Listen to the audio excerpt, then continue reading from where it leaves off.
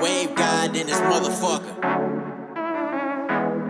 Hey, shout my nigga Demi T though. Song pop like I'm Iggy. All they talking about is last night like I'm Demi. Say you got. It's Ink, the godfather of the Irish Drill Show, and my boy Demi TV. Damn ski pole by Michael Jackson.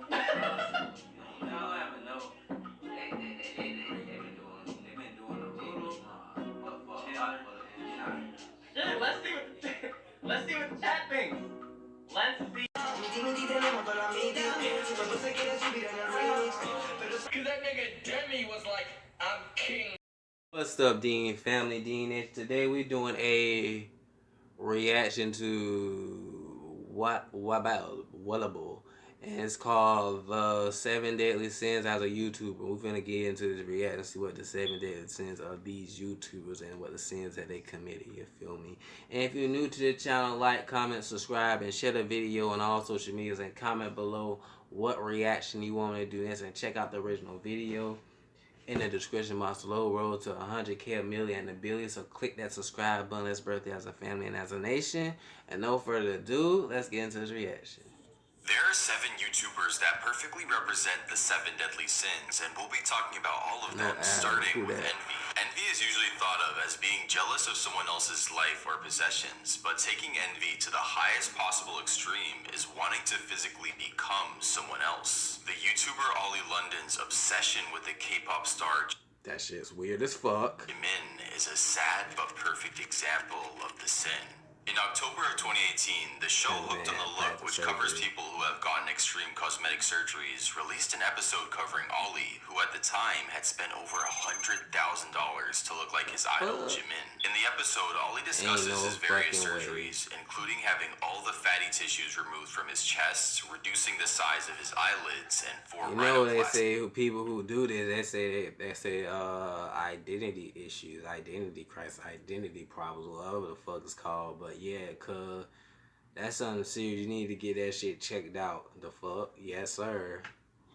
The bizarre episode quickly went viral, gaining mainstream media coverage and spreading massively throughout every corner. Why the K-pop star didn't say nothing? Ollie went from a nobody to a somewhat infamous semi-celebrity. On February 2nd, 2019, Ollie made his first major move, capitalizing on his newfound stardom, releasing a song called Perfection. The song was unsurprisingly hated, but what was surprising was that it peaked on number 31 on the iTunes K-pop charts, adding legitimacy to the idea that Ollie could turn his infamy into an actual career. The fact of the matter was that Ollie was becoming somewhat famous for his erratic personality, but mainly because of his strange obsession with plastic surgery. His addiction may have reached a peak when he released a video titled Being Korean, does this count as greed? Explained that he had fully racially transitioned into an Asian person. The video marked the absolute peak of Ollie's popularity, but it also revealed something very insightful about Ollie as a person. His addiction isn't necessarily to plastic surgery, but more so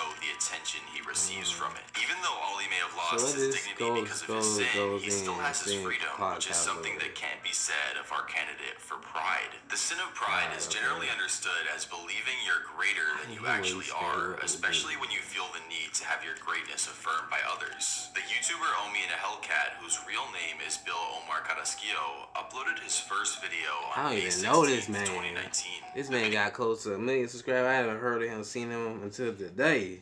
That shit crazy how you don't be knowing people. These motherfuckers be somebody and doing this crazy shit, all this successful. You don't be knowing people for real. That shit crazy.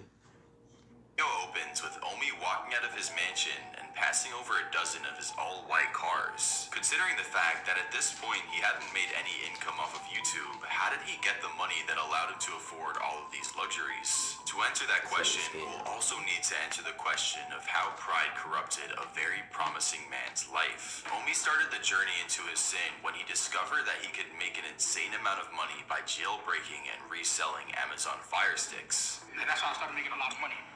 Okay. Buying boxes from Amazon already preloaded and just reselling them for more money. I became a millionaire after a year. Omi started his next and much more legal venture. Oh shit, wait a minute. He was buying shit from Amazon and reselling it and jailbreaking it. That's smart. What the fuck? That's just capitalizing. The fuck, like, cause people don't like to pay for it and do all the extra shit, spend all that for all them accounts, nigga. They just want one simple thing and doing that one simple app. Simple. So he was actually doing. He was a hero to the people, low key.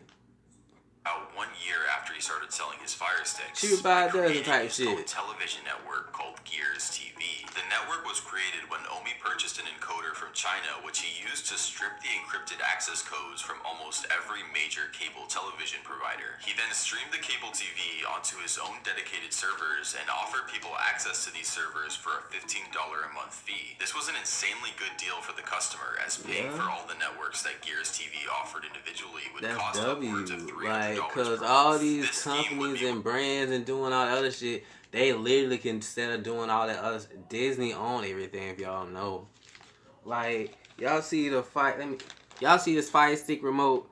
Disney own all these niggas, but they rather y'all pay an account, different accounts, pay for different accounts every year, every month, so they can get profit off of it. But this man do this shit. He a troublemaker. Let that shit make sense. Disney and all these big companies finessing and shitting and getting over on everybody. This nigga do this shit because he see what they doing and trying to minimize it. The fuck? Get the fuck out of here. Fuck out of here with this bullshit. Ah, these niggas enabled Omi to really start bringing in the money, as This it ain't that became one bad. of the most used pirated television networks. This ain't in the that world. bad, As but, Omi's like, income was really starting to honestly. ramp up, he shifted his focus away from the IPTV space and stopped talking about it entirely. Likely because he understood that the more money he was earning, the more alarm bells he would raise for the government. Omi's fears materialized when on November 20th, government always 2019, on the dick. FBI raided his property, repossessing nearly all of his assets. After the raid, Omi would continue to post on his YouTube channel. I don't until get how they can do that shit. Like, take away all your shit just because they don't see you. They don't see how you getting the income. Like, the fuck, bitch. Like, I earned that shit. The fuck, bitch. Like, how you can take my shit away, bitch? I earned hard work and money. The fuck, like, just because y'all mad. The fuck. No, these motherfuckers be doing that fuck shit, bruh. How you, bruh? That's fucked up. I don't get it, bruh. I don't get it, but it is what it is. March 7th, 2023, he was indicted for his crimes and was ordered to pay tens of millions of dollars to the IRS and the cable companies, along with serving a 5-year prison sentence. The sad part about Omi's story is that it's clear he has big potential, but his towing into pride meant he wanted to take the easy way out to get more money, more success, and more status without having to put in the real hours it takes to achieve those things legally. Even though Omi engaged in criminal behavior, it's always clear how important family is to him, which is difficult to say about our candidate for lust. Countless YouTubers have had their careers destroyed by scandals that involve them acting inappropriately. In a vast majority of these cases, the YouTubers did not want these scandals to happen and usually lost massive amounts of status and income because of them. So when choosing a creator for lust, I chose someone, while definitely having their fair share of scandals they didn't want, chose to deliberately place themselves in one that would permanently ruin their image for their own financial gain.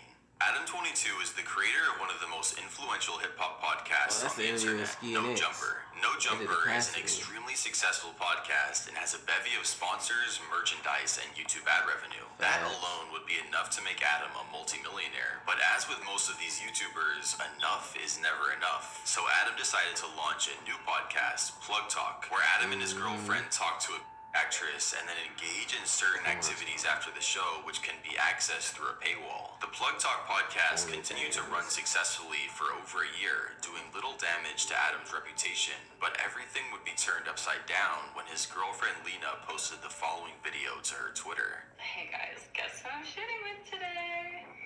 It's finally happening. This would be the first time that Adam's girlfriend Lena, now fiance and mother of his 2-year-old daughter, was creating content with another man. On nearly every podcast Adam and Lena went on, they spoke about the decision, always citing monetary gain as the reason they made the choice. But this begs the question, at what point is the monetary gain worth the destruction of your reputation and the sad reality that one day your daughter will find out what mom and dad did, even though they were already millionaires?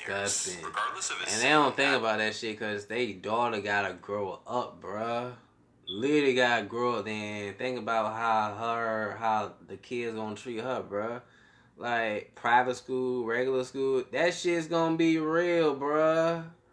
is still on YouTube, Yeah, which hey, can't yo, I be see said your for the mama. person who Bro, I represents want to cut wrath. them cheeks, bro. Wrath That is shit pretty is simply crazy. described as uncontrollable anger, and as many Who of the you fuck have is pointed out in Wrath? the comments, there may not be any YouTuber, in this case ex-YouTuber, better to represent uncontrollable anger than Low Tier God, otherwise known as Dylan or just Dale. Dale created his channel over a decade ago where he primarily posted comedic skits that included himself and his friends, 10 years but ago. his channel would take a wrathful turn when on November 12th, 2013, he posted his first ever semi-viral video. The video was essentially an unhinged rant hating on his fellow YouTuber Boogie2988.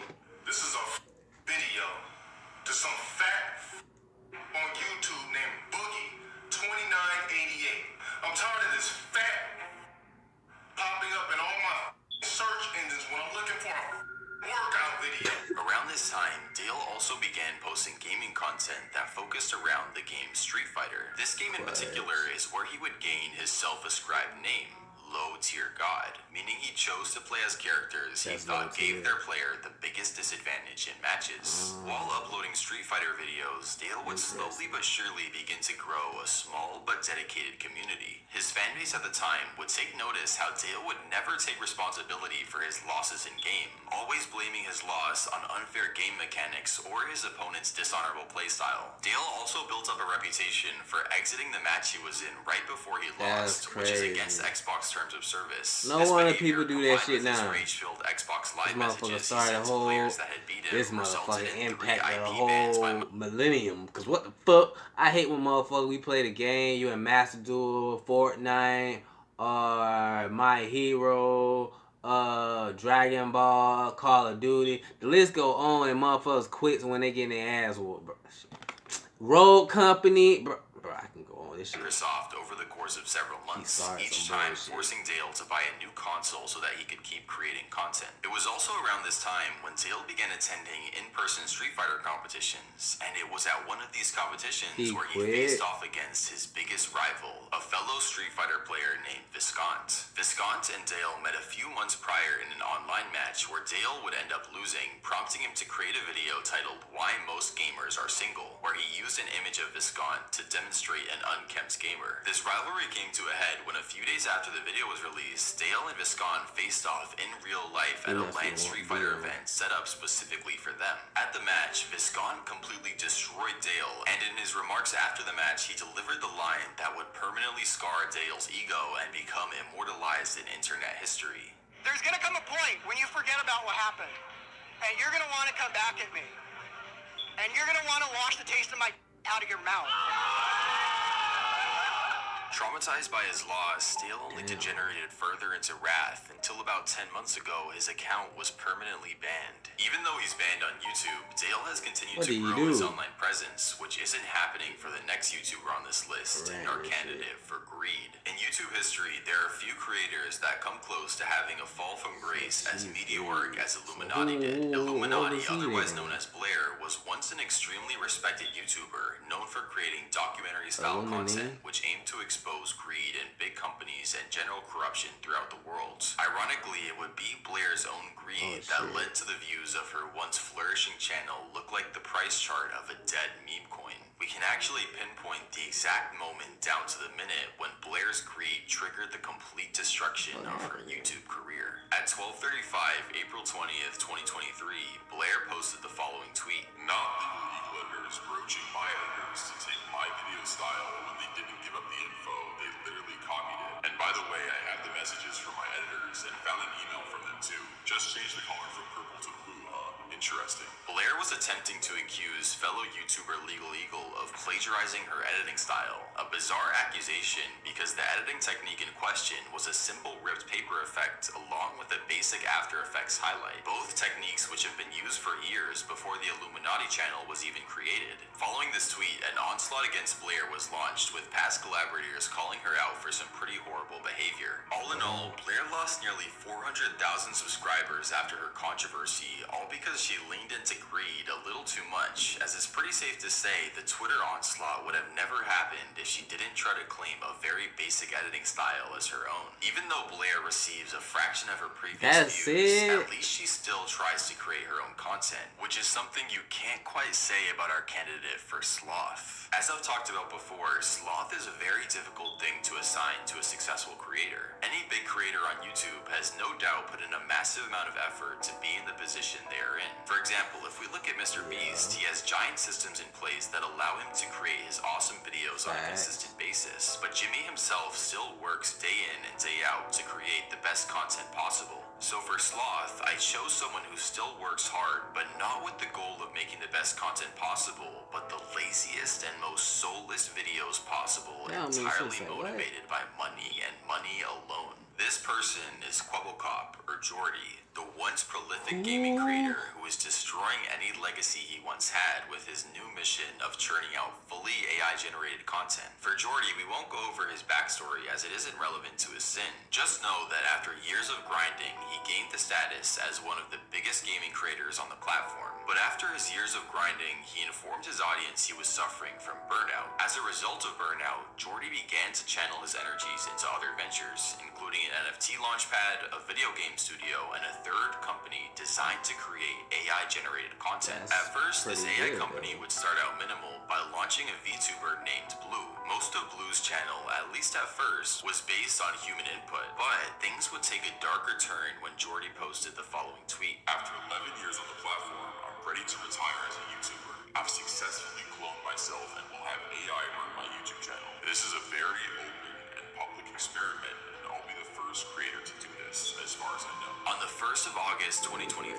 viewers would see the first version of AI Quabblecop. As expected, the AI video was completely soulless, having none of the charm that the real Jordy has in his older videos. In a quote-unquote response video, Quabblecop AI said it just wants to make people smile. Looking underneath the surface, we can see the true motive is profit and profit alone. Now, there's nothing inherently wrong with having profit as a motive for creating content on YouTube, but the reason why what Jordy is doing puts such a bad taste in the mouth of his audience is because it's obvious that this profit is made using methods that require the least amount of human input possible, giving him his rightful place with the sin of sloth. Despite his slothful practices, we could definitely say that Jordy is successful, a difficult trait to ascribe to our candidate for gluttony. In my original sins video, I selected a YouTuber by the name of Nikocado Avocado for the representation of gluttony. Even though Nikocado and this video's YouTuber are similar in a lot of ways, they do have one key difference: awareness. Love him or hate him, it's important to understand that Nick is a master of the YouTube algorithm and online marketing in general. He has 6 successful channels that bring in millions of views, a merch store, a Patreon that's earning him a bare minimum 5-figure This motherfucker getting that bad for real.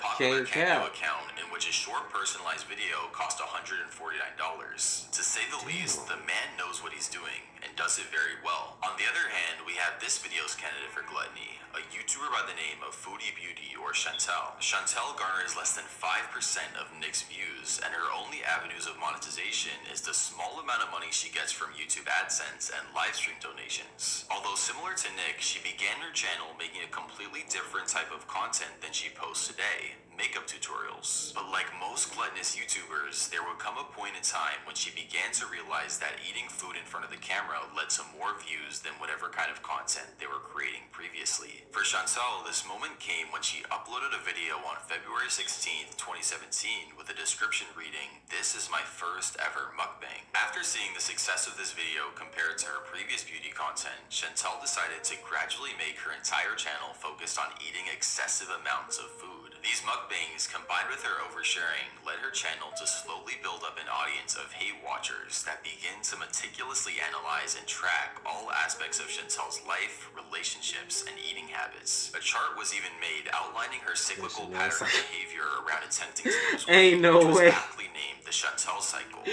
first stage, Chantal realizes she wants to lose weight and makes a big announcement about it on her channel. The announcement would be followed by her favoring healthy food choices and smaller portion sizes during this. The second stage is marked by Chantal admitting she was binge eating again off camera and warning viewers that if they made any negative negative remarks about her, comments would be disabled. In the third stage, she disables comments and video ratings, returning back to massive portion sizes and fast food binges once again. In the fourth stage, Chantal makes an emotional video where she explains she's been going through a lot and says she's been thinking about starting a new diet, and then re-enables comments. The especially sad thing about Chantal and her channel is that out of all the gluttonous YouTubers we've covered so far, she's been the least effective at monetizing her sin. On the bright side, Chantal does seem a lot more happy recently, So as she she's just moved to eat Kuwait for with her fun, new huh? husband and converted to the faith of Islam. She ain't Despite even these really positive good. changes, her gluttony has shown no signs of slowing down. I mean, paid. I said, wait, what the fuck?